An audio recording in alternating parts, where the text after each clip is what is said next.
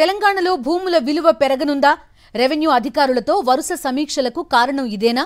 భూముల market value పెంపుపై కేబినెట్లో నిర్ణయం జరుగుతుందా? ధరల పెరుగుదల నగరాలు పట్టణాలకేనా? ప్రభుత్వ నిర్ణయం ఎలా ఉండబోతోంది?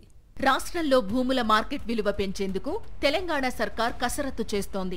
రెవెన్యూ పెంచుకునేందుకు మార్గాలను అన్వేషిస్తున్న ప్రభుత్వానికి ల్యాండ్ వాల్యూ పెంపు కూడా ఓ మార్గంగా కనిపిస్తోంది. శుక్రవారం జరిగే కేబినెట్లో ఈ అంశంపై చర్చించబోతున్నారు. రాష్ట్రమంతటా కాకుండా కీలక నగరాలు, పట్టణాల్లో మాత్రమే భూముల మార్కెట్ వాల్యూ పెంచాలని భావిస్తున్నట్లు తెలుస్తోంది.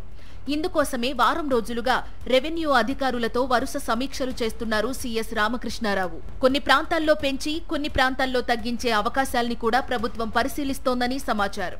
లావాదేవీలు ఎక్కువగా జరిగే ప్రాంతాలు, ఔటర్ రింగ్ రోడ్డు చుట్టుపక్కల ప్రాంతాల్లో భూముల విలువ పెంచే అవకాశముందని తెలుస్తోంది.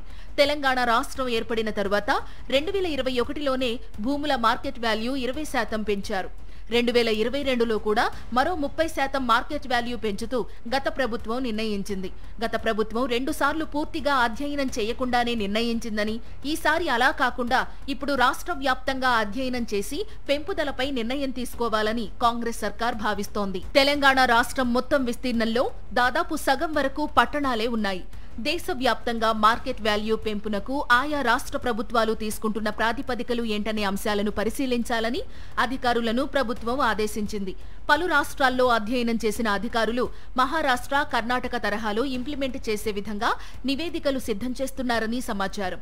ఏ నిర్ణయం తీసుకున్నా ప్రభుత్వానికి ఆదాయం పెంచేలా ఉండాలని అధికారులకు సూచించారు. నివేదికలపై చర్చించి శుక్రవారం కేబినెట్లో నిర్ణయం తీసుకునే అవకాశం కనిపిస్తోంది.